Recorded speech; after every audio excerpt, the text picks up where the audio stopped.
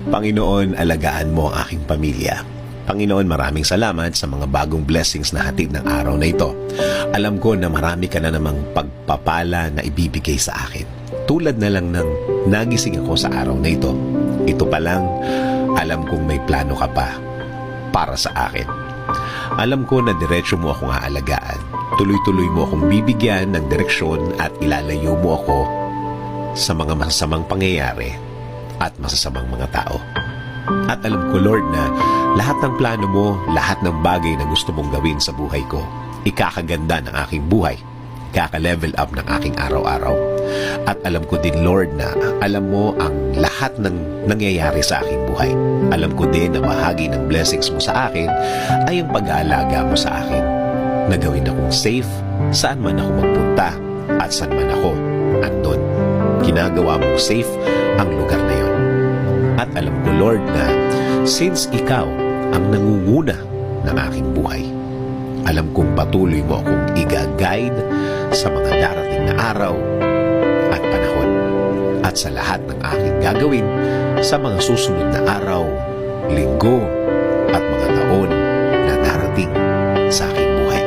Kaya ngayon, Lord, kasama po ng aking dasal na ito na alagaan at protektahan mo din ang aking pamilya, Lord. I-bless mo sila sa lahat ng kanilang gagawin at pupuntahan. Patuloy niyo silang i-guide at gagawing blessed kahit saan man sila magpunta. At alam ko din, Lord, na meron ka ding magandang plano para sa kanilang mga buhay. Alam kong i-guide mo din sila sa araw na ito. At patuloy mo silang babantayan sa lahat ng pagkakataon ng kanilang buhay. Patuloy niyo pong pasukin ang aming mga buhay. Patuloy niyo kaming bigyan ng direksyon sa lahat ng pagkakataon.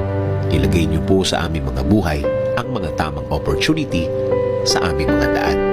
Bigyan niyo din po kami ng guidance sa lahat ng aming gagawin sa araw na ito at sa mga susunod.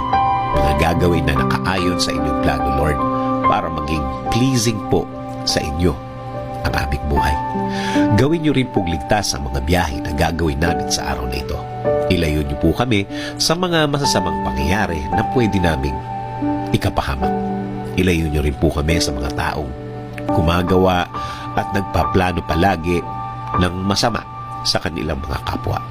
Huwag niyo pong hayaan na matupad ang masamang nasa isip nila. Lord, kayo na din po ang bahala sa aming bayan.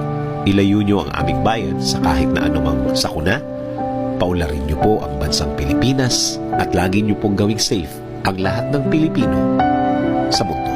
In Jesus' name I pray.